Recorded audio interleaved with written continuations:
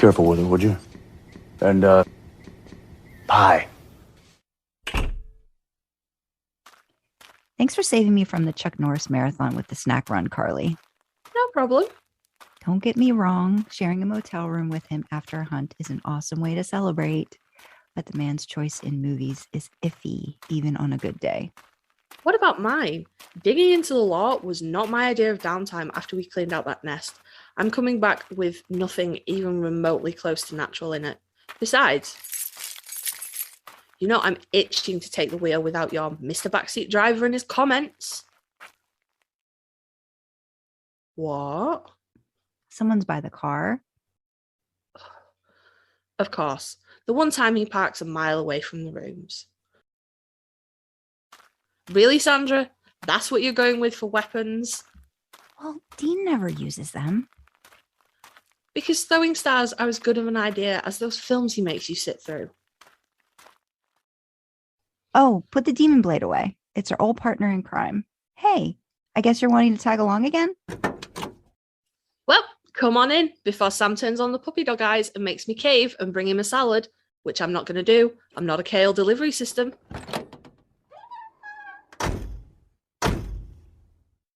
All right. Well, you know Dean's house rules in Baby. Driver picks the music, shotgun shuts his cakehole, and the ones in the back enjoy the ride, idling in the Impala. Hope you like meatloaf. For a snack? Music. Sandra. Music.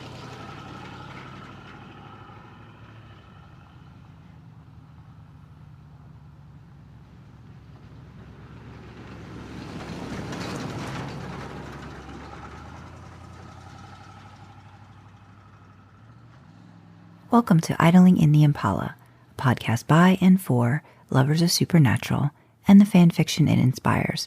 I'm Sandra, and you'll be hearing from Karlee in just a little bit.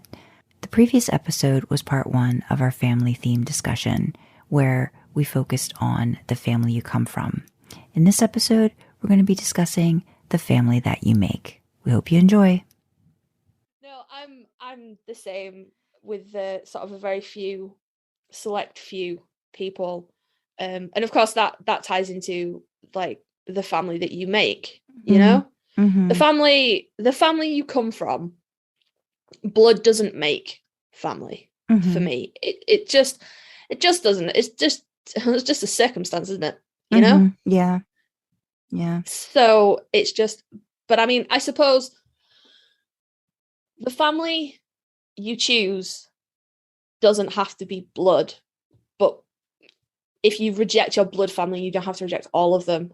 I suppose would be my thing, because I have blood family that I have all the time in the world for, you know, and I have blood family I would put the phone down if someone told me they died, you know. And I'm like, that's mostly my mum's sister. I'll be like, has she? Oh, right, all right, click. Don't get on, can you tell? We don't get on. But I think a really good example from the supernatural perspective, I mean, you all know what I'm going to say. It's Bobby, isn't it? It's Bobby. Like hands down, it's Bobby. And what really sticks out to me is I think it's the Dream Route episode where he faces down his own dad.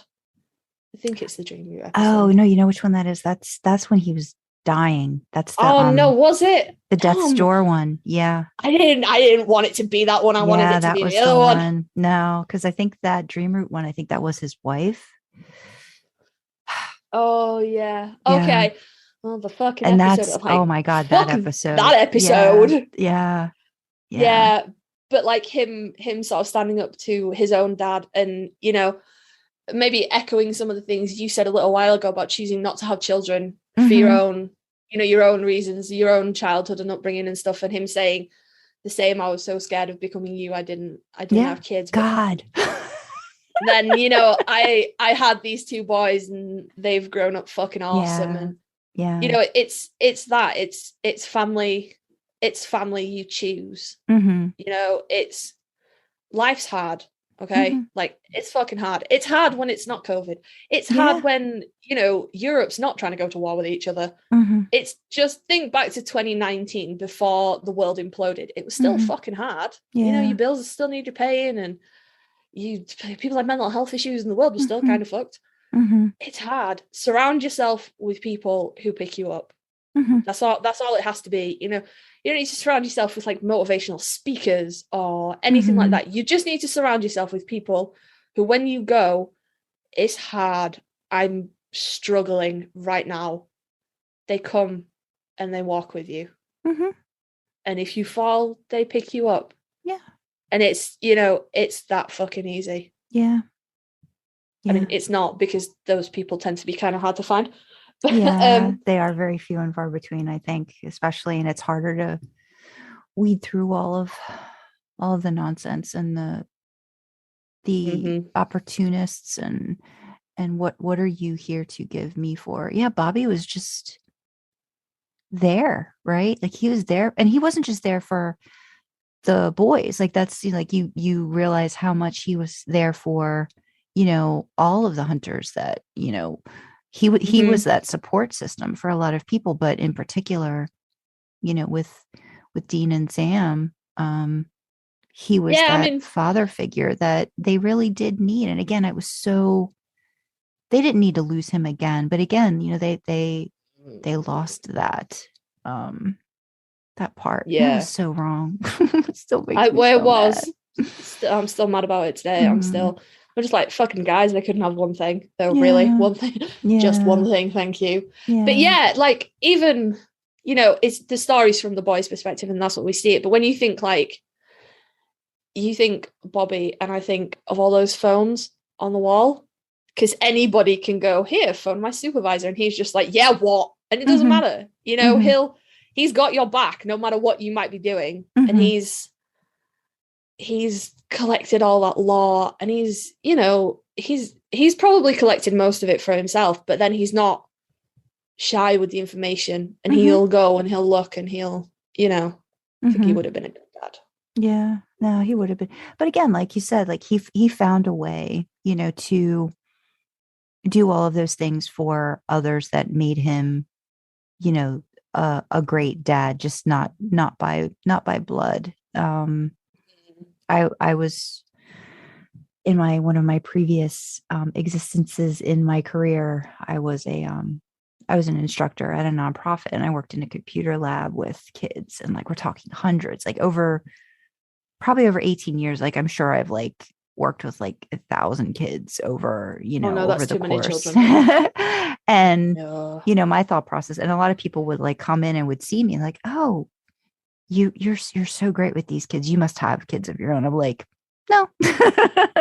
Like, oh, but you know, you want them, right? I'm like, no. Like, no, I don't. But because I knew what I could do, I guess, within the context of a certain situation. And again, like you were talking and mentioning Bobby, I think he probably knew what his limitations were if he was still dealing with his own his own bullshit and everything. Like, he knew what he could or couldn't do that would be healthy and good for a kid. Oh man. Yeah. What was I about to say? Oh yeah, no, I remembered. In like sort of in a similar vein, we talked about this quite recently. I can't remember what it came up with. But there's I don't know if it's, well, it's not true, but some of it is true.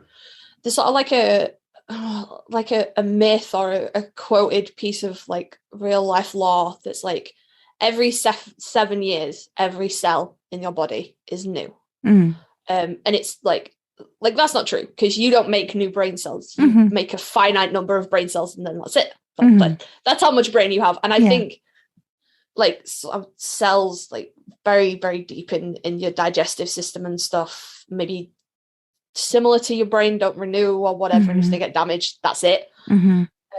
Because, you know, if they could renew, we wouldn't have like Crohn's disease or anything like that. But still, for the majority of things, like that's that's mostly true.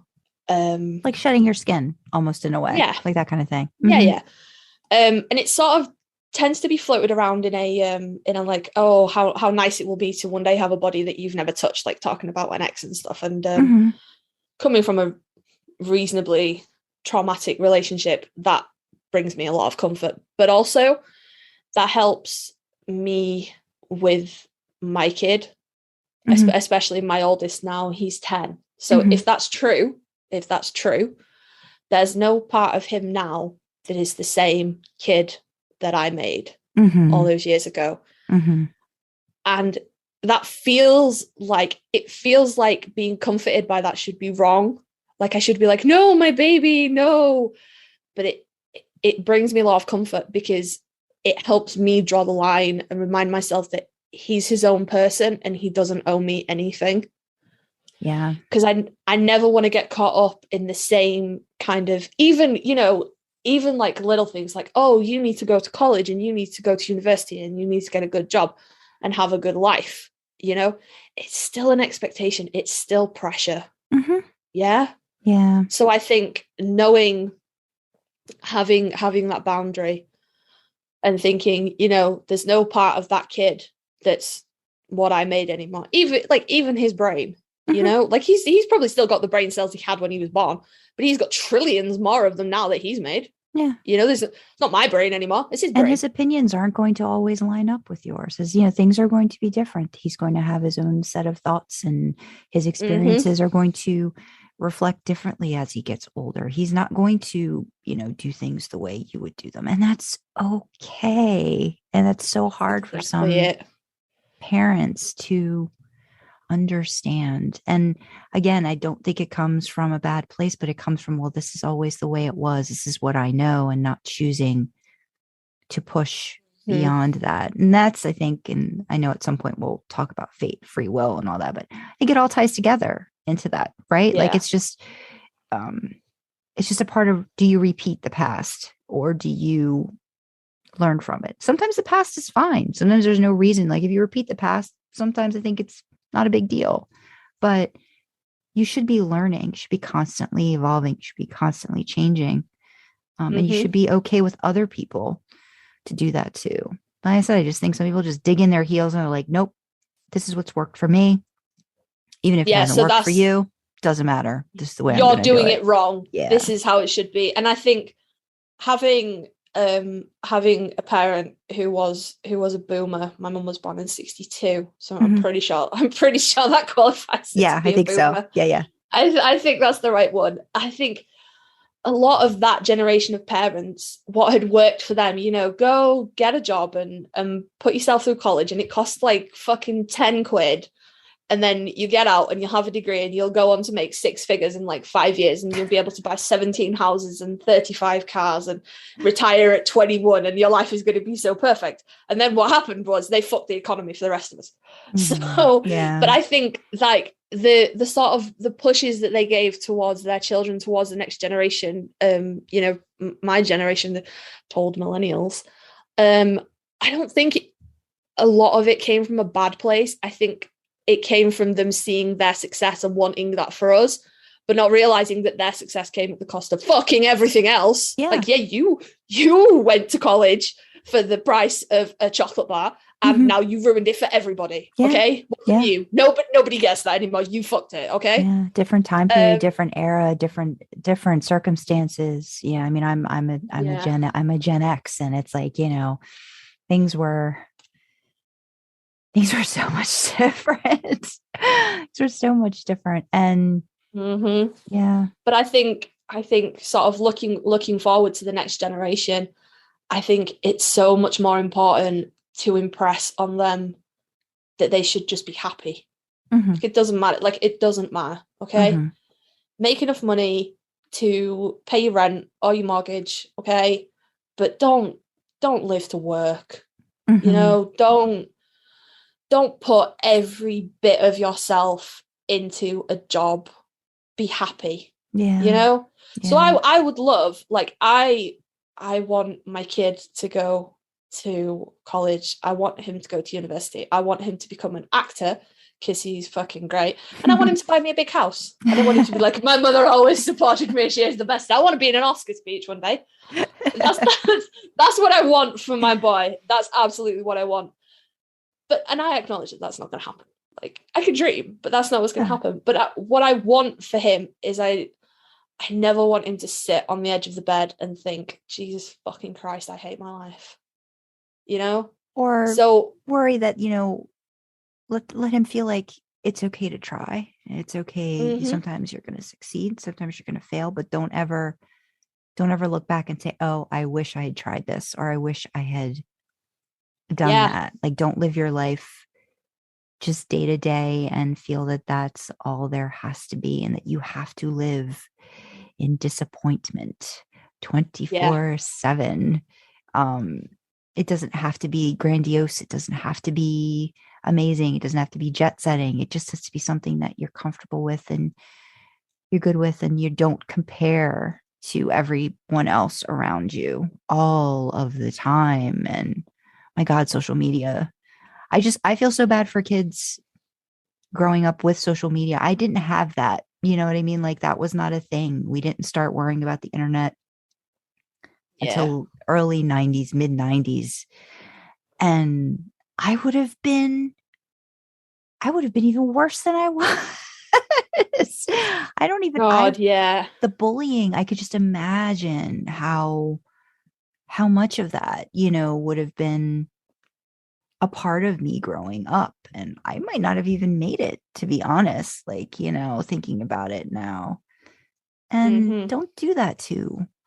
Your kids are going to have so much more pressure outside of the world. Why reject them? Why not just embrace them, And I know we're like about like the whole, like the prequel, the Winchesters, right? Because they're kind of just going to focus on, I think, like John and Mary, like right before they got together. But why wouldn't you do something where, because we know John's situation growing up. We know he thought he was abandoned by his father. Why not delve into stuff like that, like way back, like that kind of stuff, and how that made him who he was? It doesn't have to be like a big thing, but just like focus on the bits and pieces in a childhood that make that person make those choices and decisions. Then I don't know. It's just so interesting to me, like, how much childhood affects you. And some people just think, oh, I just had to get through it. But then they don't really see all of the bits and pieces that make them the person that they are. And that there's, if you feel there's the need to grow, change, evolve, be a better person, there's ways you can work on that. See, that's an interesting point about John for me. Like, I don't know if I've made it clear, people. I fucking hate John Winchester. I love Jeffrey Dean Morgan. I think he's a freaking amazing guy. He makes me ask questions about myself that I wish I didn't have to ask. But I love him. Love him. John Winchester, I'd shoot that man in the face, right? I fucking hate him. Like, I hate him. They brought him back for that 300th episode. And I was like, what the fuck are you doing here? Like, this episode's shitty. Did you see that? Did you see what I sent you guys? That one thing I was like, in that episode, he apologized to Sam, never apologized to Dean. And I was just like, and it's just like, so yes, I don't find anything redeeming about him, but I'd like to understand him more. I guess that's my thing. It's like, I want to understand where all of that like really came from, that kind of thing. That to me, I find interesting, but I hate that. I hate what he did to Dean. I don't have any interest. I don't have any interest in getting to know what made John the way he was, because there's one thing that stands out for me. One thing. First of all, that whole 300th episode should have been replaced. Y'all see that outtake? Where it's the pearl, isn't it? Yeah. And then at the end they smash it, and there's the outtake where Jared flubs it a little bit and hits Jeff in the dick. And it's just fucking J2, like the absolute children they are, just on the floor dying. Just scrap the whole episode, replace it with that scene, like repeat it like 50 times. I'll laugh every time. But John thought that Henry Winchester abandoned him, okay? Mm-hmm. And he wasn't going to do that. And he went and he grew up and he joined the Marines and he found Mary and they had Sam and Dean. And then Mary died, okay? That's fucking awful. That's awful. You love of your life, your wife, the mother of your children, she's passed away. That's awful. And then what did he fucking turn around and do? He abandoned his kids straight back. Yeah. He knew, he grew up with the knowledge of what it's like to be abandoned by a father. And we don't know anything about John's mum, do we? We don't. No. I feel like there's a flashback scene of him being tucked in and asking where his dad is. And she's like, oh, he's working late or something. I could have invented that. I don't know. But I could have invented that. But there's nowhere explicitly that says John grew up without a mother. Just that. You know what's interesting? Here's a thing that I'm pretty sure that they mentioned, and I think in I'm gonna Google it. Season 4, when Dean goes back in time and he sees his dad at the counter in that diner, somebody comes up to John and says, oh, how's your dad doing at the garage? So then in reality, he had if this is canon, he had a stepfather. And I find that interesting. Like, I want to know, like, did you make a mistake and then you retconned it later and then you decided, no, John Winchester's, going to have been a men of letters person or whatever. Whatever the case is, if you follow that thread, then he had male influence. He had a male role model in his life. What was that? What was that like after? And did he do the same thing that then he imposed on Dean? Did he become that support system for his mom for so many years that, until maybe she found another husband or whatever? Like, how much of that repeated itself, like in John's mind, and this is just what you do. Like, to me, that's like, I want to know that. It's like, that's like, I want those bits and pieces. I want to know that to understand, oh, this is how he grew up. This is what he knew. This is just what he did. And this is what he imposed on Dean, for family, because that's what you do. Because Dean says that a lot too. It's family. It's what you do. And I'm just like, I don't think Sam got that as much. You know what I mean? Growing up. No, he didn't. Sammy was the little angel, wasn't he? And Dean was the fucking... No, but just for me, it's like, I mean, the character's nuanced as all people are, but for me, I'm like, you experienced abandonment as a child, but you still had a remaining parent, and then what happened was your kids lost one of their parents, and then you fucking turn around and abandon them again. And we know it started young. We know he would leave them with Bobby, he would leave them with Jim, or by he would themselves. leave them with whoever, while he went off to do whatever. And then, like, in the pilot, in season 1, I don't think it's ever stated that John knows that Dean went to pick Sam up. John went, I'm going on a trip, I'll be a few days. And then it's like, I think he'd gone like 3 weeks before Dean went to go get Sam. And then he just doesn't fucking come back. But it's never stated whether Dean calls him and tells him that he's got Sam with him or anything. So for all we know as the audience, John just didn't come back and just didn't make contact again, and potentially just left Dean all on his own. And all right, yeah, he's 22 and he knows how to make money, but that's not the point. He said he was coming back and then didn't, and then so I'm just like, I don't want to know shit about you, because that's all I need to know. You had the opportunity to do better, to be different, and you didn't. And I'm not saying that losing your wife isn't horrific. I think I might top myself if I lost my husband. I genuinely do. As long as my children were grown up, of course. And then I'd be like, look, so this is what we're going to do. And I'd have that shit conversation. And then I'd be like, I love you both. Bye. So, I'm not saying that that's easy. And I understand, of course, all this takes place in that, well, if John didn't do that, there wouldn't have been a story. And I get that. But I'm just like, fucking come on. Really? Like, you just turn around and repeated the cycle. Mm-hmm. And then you get to, and then he's like, like even with Sam was like, I'm going to go to college. And he could have fucking like, he could have been like, oh, he's going to be in college and he is going to be safe. And it's a good thing. It's a good thing that he gets out. Yeah. Yeah, even if you were looking at it from the, oh, well, let Sammy go and do his little thing and let him have his little time off and then he'll come back. Let's just let him do his thing.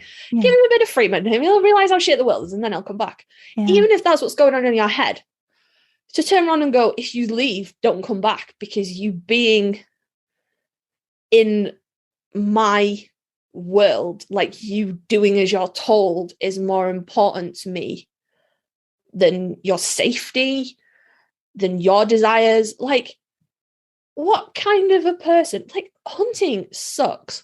Yeah. Mm-hmm. Like, we all have to admit that. So what kind of person is like, yeah, no, definitely this is what I want my kids to do. Mm-hmm. Yeah, I get beaten up every week and I like put myself on the line every week. And, I've killed friends, Ellen's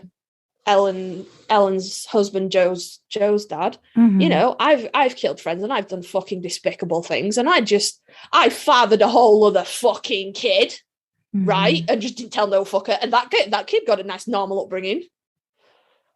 I just hate John Winchester so much. I hate him. That whole Adam thing just makes him so not redeemable in any way, shape, or form, especially. And you see how much that devastates Dean, too, when he hears that. And yeah, I mean, if it was good enough for Adam, to have this life, why wasn't it good enough for Sam? And again, I know they're supposed to be like, when did he know all that he knew about what was going to happen to Sam? But then at that point, don't you tell the child? Don't you let him know? Don't you give him the information to empower himself and make that decision? Like, okay, maybe mm-hmm. I need to know these things because it is going to be dangerous for me out there. And maybe I wouldn't necessarily just want to run away. Maybe I'd want to learn more about what's going on. And I can help you if I'm given the information and the ability to act like an adult, if you're putting all of these other responsibilities on me. And same thing for Dean. It's just mm-hmm. only little bits and pieces of information to keep them under his control, and again, it's very, very frustrating. Yeah. Very frustrating. I get that sense with John that like being in control is more important to him than anything else. Mm-hmm. But just like the whole, like, especially the thing with Adam, it makes me question, like, I question him as a parent anyway. Like, mm-hmm. he's a garbage human being, John, dying of fire. Are you fucking made it to heaven? I don't think so. I don't think so. Just fucking no. Like, it's just no. But then, like, you look like the Adam thing. It makes me question if Azazel hadn't have happened and the fire hadn't have happened and it had all gone down and they'd grown up normally. I get the feeling maybe he wouldn't have been a very good dad anyway. Mm-hmm. Because like when Dean talks about being little, his memories are all of his mum. Mm-hmm.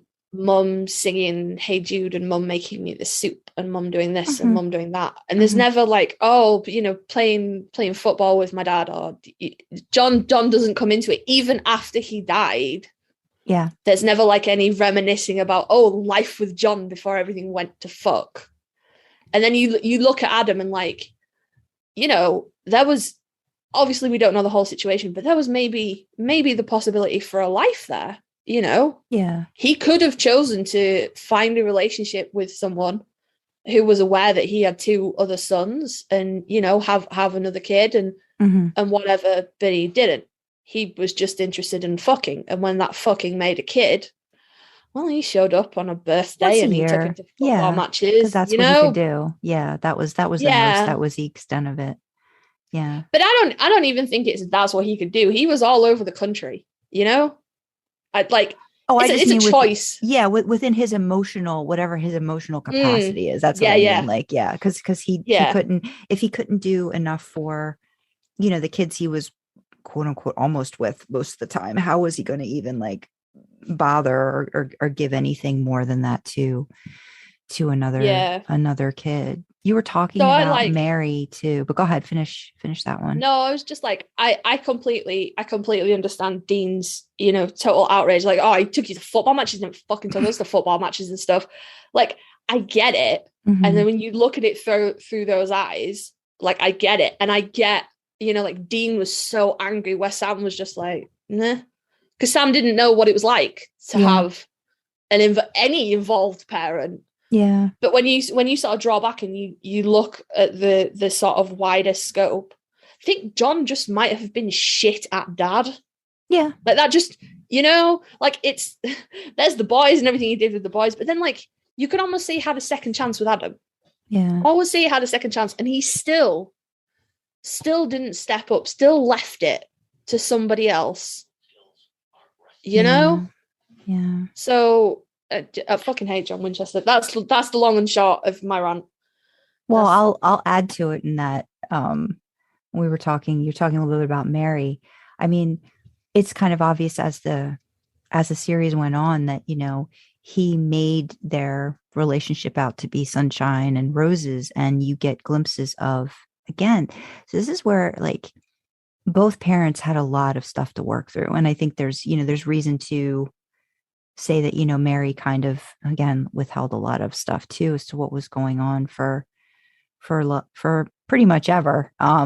But the emotional burden that I think Dean felt, even with his mom, like if there was problems with dad, he would comfort his mother.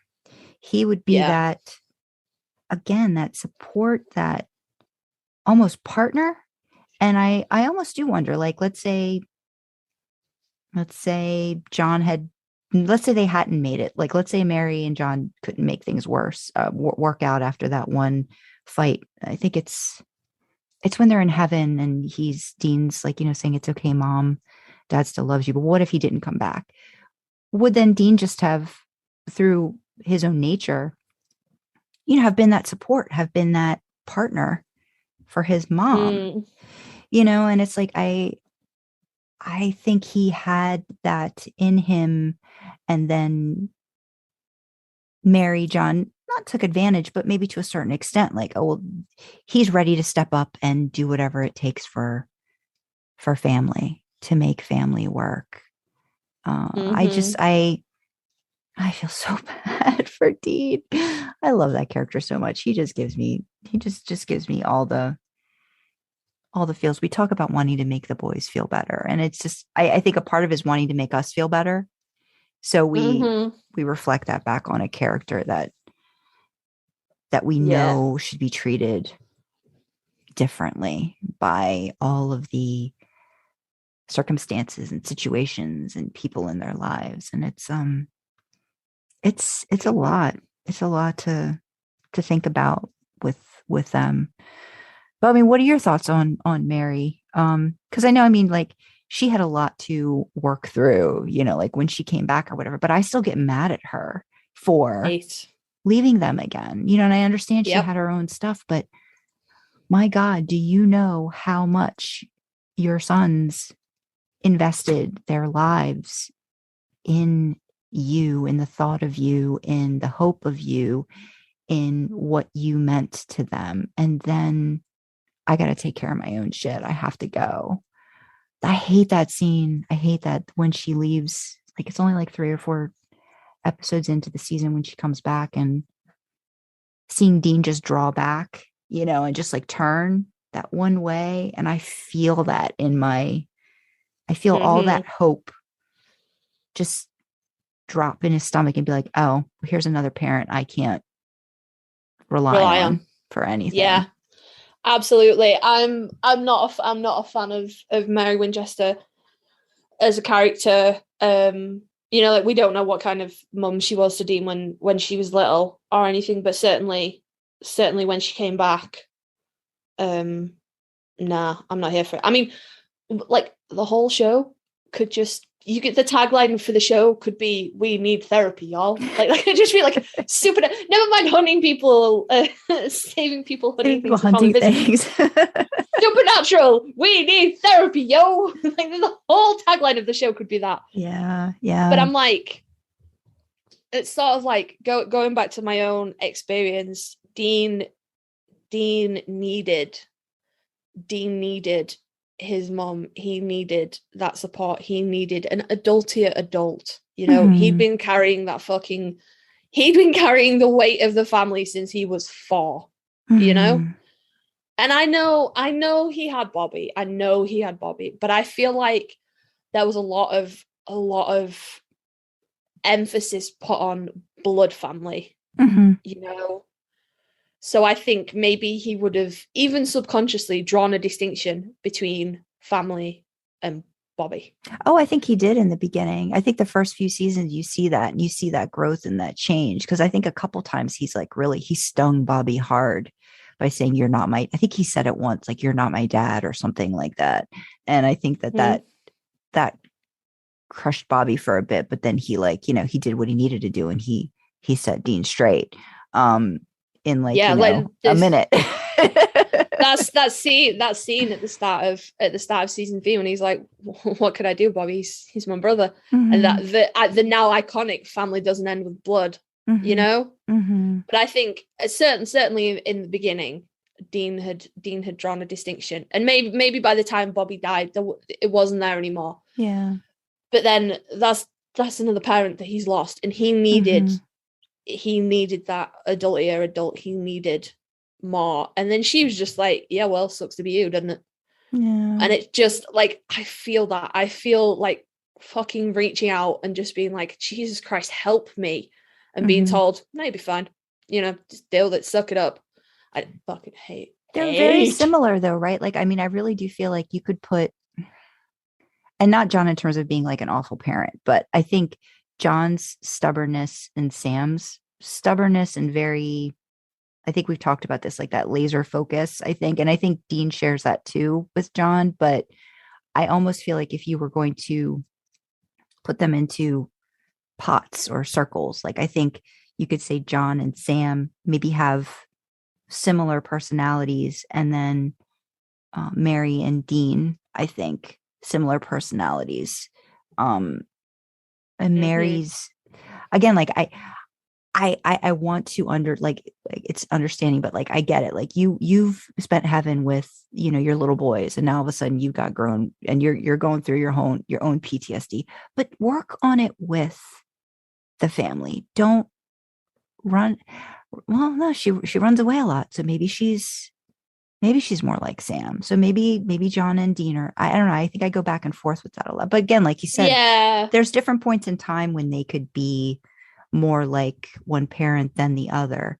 But I think Sam and John certainly have very similar, it's my way or the highway kind of attitudes, where I think Dean's a little bit more, like, he's going to bitch and moan about it, but I think he's a little bit more willing to compromise. Like, he's going to tell you it's a dumb idea. Yeah. And he's going to tell you always it's fucking wrong. But he's telling you it behind the wheel of the car driving to your bad idea. To do it with you. Like, this is a stupid fucking idea and you're going to get us all killed. But okay. I mean, fine. Whereas I think, like, you look at the times in the show when the boys separated, and it's, to the best of my knowledge, I think it's always Sam that walks away. I mean, correct me if I'm wrong, but I don't remember a point where Dean was like, "Nah, you know what, fuck you." I don't think so. I mean, if there is, it's not something I can immediately think about. Like, I think it's always been Sam saying he needs a break, or he needs to think about it, or he can't, and where, well, no, there's one time, it's around the first Blade time. That doesn't count, though. Yeah, but Demon doesn't count. Sam. Yeah. That doesn't count. He was a demon. That doesn't count. No. I mean, no. There's one time where he's done something, and it's before that, and they're on. Is it after he slaughters that whole house of people? It might be. Or maybe it's before then. I don't know. But there's one time, but it's still not quite the same thing. It's like he's leaving because he feels guilty. Again, big surprise. Yeah. About something. Whereas I think, like, Sam's a little bit more like, Sam if Jess hadn't have died, I think Sam would have walked away without a second glance. Oh yeah. You know, I think he would have just gone back to his life at Stanford and been like, "Oh, that was a fun weekend with my brother. Yeah. We drove around, we lied to the police, we murdered the spirit, you know, so Dean fell in the river, haha." You know? Yeah. I genuinely think he would have walked away without a second glance. And I think maybe he would have lied to himself and been like, "I'll keep in touch, I'll text, I'll call," you know. And it didn't. We've rekindled, and it would have just fallen by the wayside again. But I think like Sam's like, well, my college, my girlfriend's dead, and I'm not going to pass the LSAT now. Or he passed the LSAT. He was going for his law school interview, wasn't he? Yeah. And he's like, "Well, that's not going to pan out now, is it? So I suppose I get back in the car with my brother." And he's like, he's just like, I don't know. He's just like, he's fine to go along with it until he hits his limit, and then it's his way or no way. Yeah. And if he doesn't get his own way, then that's it. Like I'm thinking really early on in season 1, with blonde Meg, where they fight and he gets his stuff out of the car and he walks back to the he's hitchhiking and he meets up with her again in the bus station. Like he was like, "No, fuck you, I'm leaving. I'm going." Wow, he was going back to Los Angeles, California or something. Yeah. And Dean was like, "I will leave your ass," and he's like, "Yeah, all right, whatever." You know, but it's just like Dean didn't want to do what he wanted to do, and there was no compromise. He was like, "All right, bye." Yeah. You know, Dean was never his first choice for a really long time, and I think that's what hurts. Yeah, I think, you know, seeing that relationship is that Dean really would have done so much for him no matter what, and I think sold. Yeah. You know, was gonna say yes to Michael. Done a lot of things for Sam, and Sam's just like, do you know what it is? You know what it is? Sam's just got classic youngest kid syndrome. Yeah, because you're hard as fuck on the first one because you've got time and you've got energy and you're like, "No, these are the rules," and you make all the mistakes with the first one too, but then you kind of make mistakes with the youngest one too, because you do the complete opposites. Like, you guys don't really like figure out the middle ground. Like with the first one, you're fucking keen, you're on it, you're not tired, like you've got time and energy to invest in these arguments. And with the second one, you're tired. You're like, "No, we don't eat cereal upstairs." And then you stick to that for like about 5 minutes. And then you're like, "Jesus, fucking eat cereal upstairs. Whatever. Just fine. Go." So the second kid gets away with so much more. And it's just a facet of parenting, right? Yeah. But I think it's drawn to such an extreme here. Sam doesn't get told no, does he? Nobody tells Sam no. You know, Dean spent his whole life giving into him. And then I think, like, being told no about going to Stanford, and he was like, "Oh, fuck you, I'm going to do it anyway." Thinking that Dean or John would come back and come after him. And, you know, obviously John's there with that same stubborn streak of, "It's my way or the highway, fuck you, get out." And poor Dean in the middle, like, fine, you know? So I think that's what it is. Just Sam isn't used to being told no. Like, Sam got to eat his cereal upstairs and smush fucking jam into the carpet and ride the dog, and Sam got to be the asshole that all second-born kids get to be because you're tired and just don't care anymore. Yeah. You know? So I think that's a factor of it for sure. Yeah. Oh, I love this. We started out like, and this is family therapy with Karlee and Sandra, and then we're like, and now we've established our families, here is what we think about this family. And fucking honestly, there could be the tagline for the whole show: "Supernatural. We need therapy, yo." Yep, absolutely. Just, oh man. Yeah.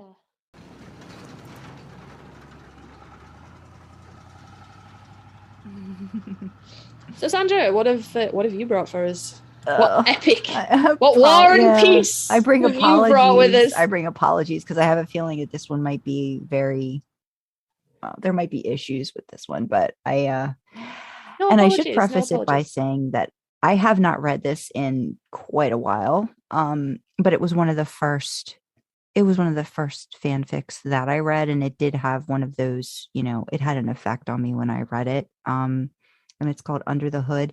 I think the name is the Pre-Experience, but I could be pronouncing that incorrectly. They have not done, I don't think they've done anything else outside of this. So they may have done a couple other works, but this thing is huge. And one of the problems, I think this is just the way it's been sectioned out, is it's literally one work, but there's like 3 books in it. So there's 88 chapters, but you basically like break it into thirds. So it's like 20 some chapters, maybe each around 30. The first book is called Under the Hood, even though there's 3 books in it. So it's quite confusing, but I will say I loved the idea, premise, and I know people have done this before where baby becomes a person. And when I first read it, I was just like, what are they doing with this? What is this thing? No, people don't do this, do they? Again, I knew I was that sweet summer child that did not understand what I was getting into. You're like, no, this isn't a thing. And then you're like, oh yeah, no, it's definitely a thing. No, it's definitely a thing. But I will say, I think the reason that I kind of thought this fit with the whole discussion and the theme of family is that we always go back to, I think baby as a whole within the show kind of being that third, I mean, people will say Castiel, but like family-wise growing up, like baby was there, for Dean. Dean loved baby, as this is like my home. This is what I can care for. This is what I can take care of, build back up. It will always be there as long as I choose. I think this is the one situation where Dean had a choice with this car. Like, even though John gave it to him, he was then responsible for it and he took care of it and he loved this car. And it's a very like sentient, like the car turns sentient, or the car kind of has always been in some weird way. I will say, I think one of the best things about it is the prologue. And I read that bit. I think the prologue is just like pure poetry. So if you read nothing else, or if you just listen, the prologue itself is just beautiful, and how it was there for the whole Winchester family, but there for Dean. And then something happens and baby becomes a car, and it's based when the boys are in the bunker. So it's like Men of Lead. So maybe it's like season 8 or season 9 or something like that. And it does follow a lot of canon in certain bits and pieces. And then, I mean, there's a whole, like towards the end, there's a whole book 3 is like the whole first Blade, but they switch it up. And I like that they call a baby Pala. I have an affinity for that name. It's a cute name. Yeah. And the character's not quite a Mary Sue. But I guess a little bit, we're a little too good to be true, but there's already history and backstory. Like, she already knows everything pretty much about Dean. She's seen Dean do everything. You know what I mean? Like, she's seen him grow up. So it's a little weird. It kind of has that almost like parent feel to it, but there's more. So it's definitely, there's a lot of layers to it. And again, it's probably not going to be for everybody. But the one thing I will say, if you read it, just read the first one. There's no mention of Sam Winchester or Becky until the second book. And that becomes a whole thing, and that they bring that back. That I was not a fan of. No. But I liked how much Dean was able to kind of feel like, oh, this person's here for me. This person loves me, cares for me as much as I'm willing to give them, kind of thing. And they've always been there. And if they had a choice, they would always be there. Things take a turn for the worse at the end of book 1. but then, like I said, they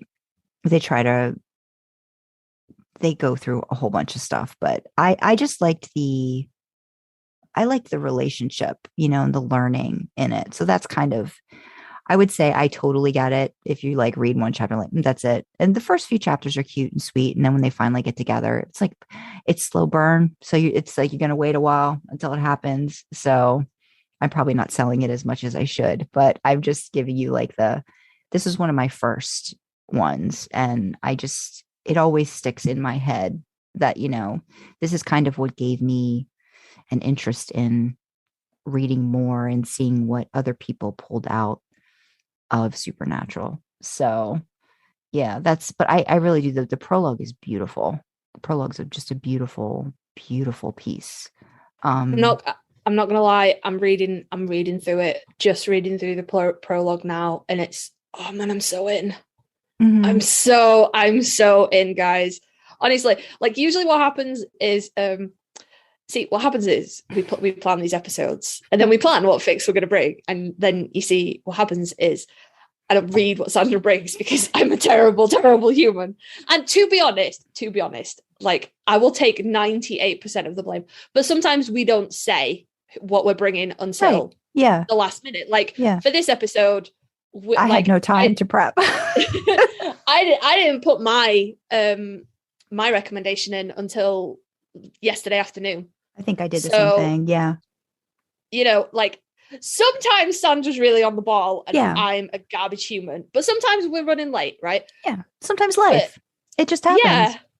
But honestly, I love this section because when you're selling me your stories, like 99% of the time I've not read them and I'm like, holy shit. Mm-hmm. Like the professional distance one, you were selling that one to me and I was like, I have to read this immediately. Mm-hmm. Fucking hell. I was up to like 1 a.m. reading that story that night, like, Jesus Christ. Come on now, the zipper, was that not like the hottest thing? Yes.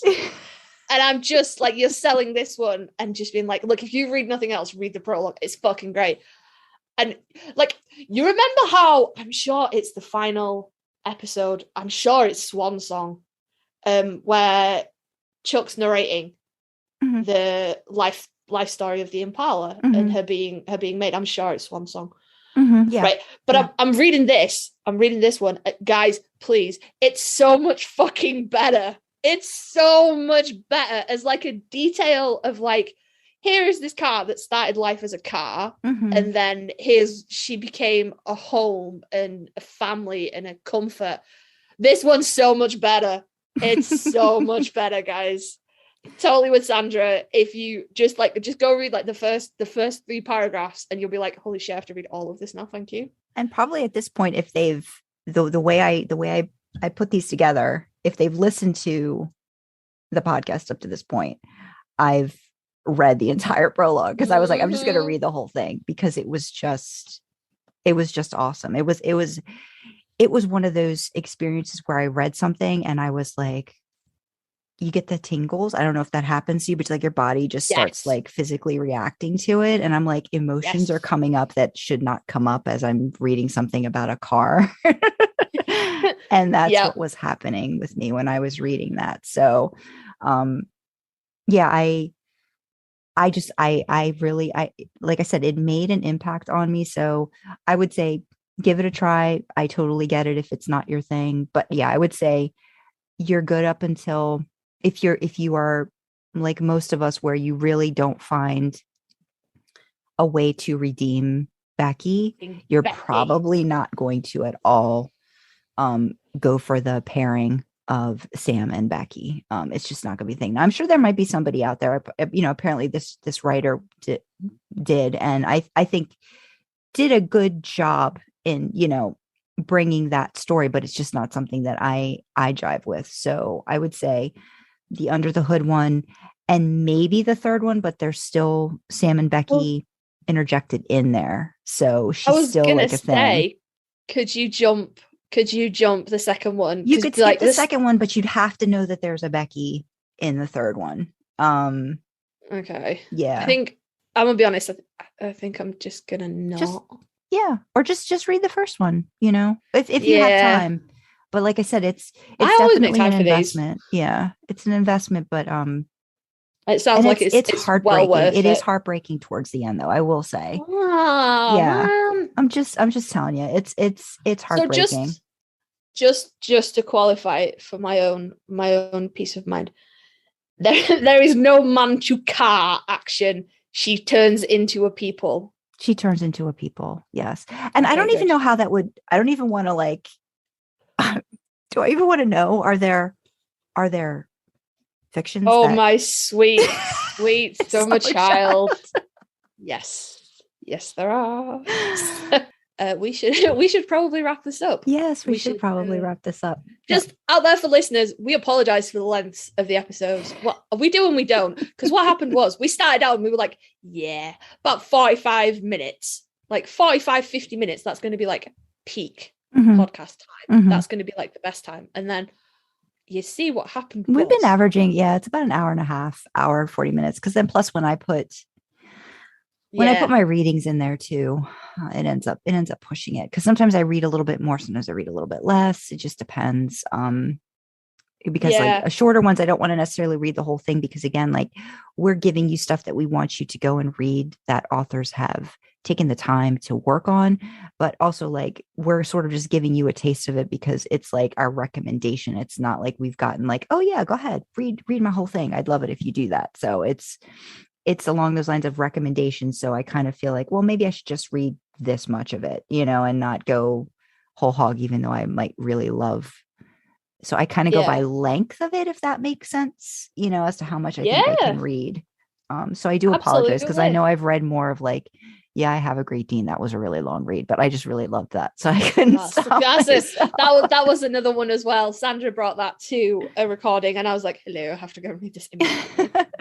That was good. So, I mean, like, give us some feedback, people. Give us some feedback. If you prefer the longer, sort of like hour and a half, hour and 40-minute length, let us know. If you'd be like, I'm trying to listen to you guys on my commute and I get like please right stop. to the good shit and then I'm pulling into work. Please stop that.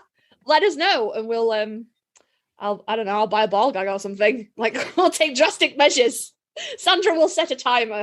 I think we may have to do that at some point, or just know that, we do try to break it up. So if we are having a discussion about something in particular, we'll have our discussion first, and then we usually segue into Canon fodder. So if you need a break, there'll be usually a little break, would be like where Canon fodder stops, and then you could pick it up at some point later on. But if you'd like us to try to read more of other authors, let us know, because then maybe we will reach out and say, hey, we're doing this thing. Would you like us to read your, would you like us to turn it into a podfic? And we can maybe try to do that.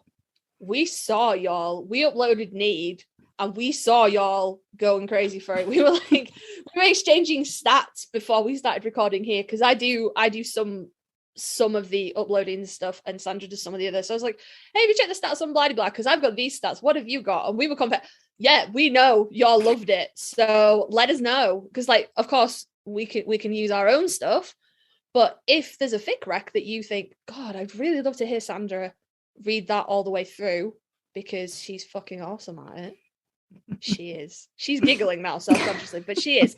And I told you all that we're at the start of Need. Let us know. And then we can reach out to the authors of these fic recommendations and be like, hey, we would like to please do this. So, but give us some feedback, people. Like episode length, more fic readings, less fic readings. I don't think you want less fic readings, but just in case. Yeah, could be a thing. Could be a thing. We could definitely, like, if we have to tell, curtail stuff, we can definitely do that. So where they can find us. So if you're interested in our babbling and would like our babbling to continue, or you have recommendations, or you'd like to just tell us to just, what is it, sawed off? What's the term? What's a good term? Like, just go get bent. Yeah,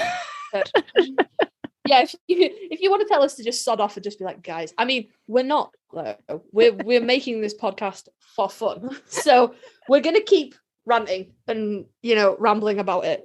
You can tell us that, and we're probably not going to listen, but you could tell us that would be fine. So constructive constructive criticism though, guys. Like criticism. Rein the episode length in, or we'd really like to hear Sandra do some full fic readings, or we'd like more fic readings, you know, or more canon fodder, less canon fodder, whatever. Put a timer on the episode discussions so we don't ramble for over an hour. You know, we're going to try to be better in the next one. I think we'll be able to, we'll see. The next one that we do, I think, not that it's going to be in line with whatever we schedule, but the next time, the next topic that we're set to record may not go as long. I think I might put a timer on us for that one. Just the next one we record, this one's been kind of heavy. So the next one we record so it's allowed. Definitely won't be as heavy. Yeah. So if you'd like to reach us, you can email us at idlingintheimpala@gmail.com. Our Twitter is idlingin_D_Impala. You can reach me on AO3. My username is Drasna, DRASNA. On Twitter, I am Kyle Writes, WRITES. And if you'd like to read some of my original fiction or learn a little bit more about me, you can visit my website at sandrakyle.com. Yes, and you should do all of those things. Visit her website. She writes original fiction, and it's great. You should do all of the things, guys. So I won't make the usual joke this week. If you want to find me, okay, fine. Sandra's the organized one, and I'm the agent of chaos, but not in this one particular area, in this one tiny niche area. I have my ducks in line, and she's all over the show. Okay, so if you want to find me, I'm Karlee Karma on AO3. Again, unless you're a long-time listener, however you think that might be spelled, it's not. So that's K for Kilo, A for Alpha, R for Romeo, L for Lima, E for Echo, Karma as you would spell it normally. Interesting fact here, I had to spell that out to somebody at work the other day, and they went, she said to me, "Can I take your name?" And I went, "Yes, of course, it's Karlee." And then she clarified that it wasn't Karen, because I get that so much. And I'm like, "There's no N." And she went, "Is that with a C?" And I went, "No, it's with a K." And she went, "All right, okay." So she started right now, and she was telling me, she's like, KALLY. And I went, "Nope, double A." And she was like, "Oh, that's really unusual." And I was like, "Yeah, you were completely wrong, like all the way across the board, babes." Obviously didn't say the last bit to her. But yeah, so AO3, Karlee Karma. I'm exactly the same on Twitter, Karlee Karma. It's the same profile picture in both places, in case you think, hey, I wonder if there's two people with a weird name out there. Nope, it's me. And yeah, reach out, give us some feedback, give us some love. If you have been intrigued by any of our fic recommendations, go give the authors some love. The links will be in the description below. Yes. And my husband did point out to me that you may want to stick around because there's a little bit of an outro after this. So even though you think we're saying goodbye, it's almost like we have a little bit extra that we put. So just like we had a beginning intro, there's a little outro at the end. So just maybe hang around for another 30 seconds after we say goodbye. Absolutely. So hang around for that, and we will see you in the next episode. Bye, everyone. Bye-bye.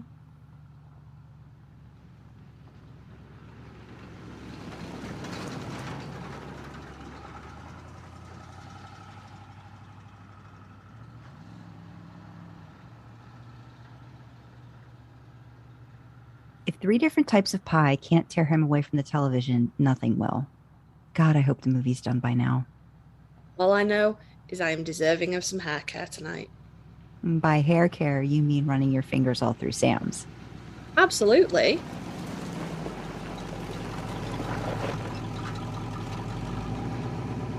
Well, baby's back safe and sound, and we've got some boys to see.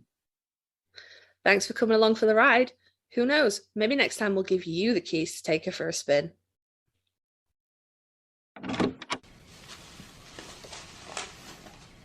Where's the pie? Look at these chemicals. You even read the label? No, I read pie. The rest is just blah, blah, blah.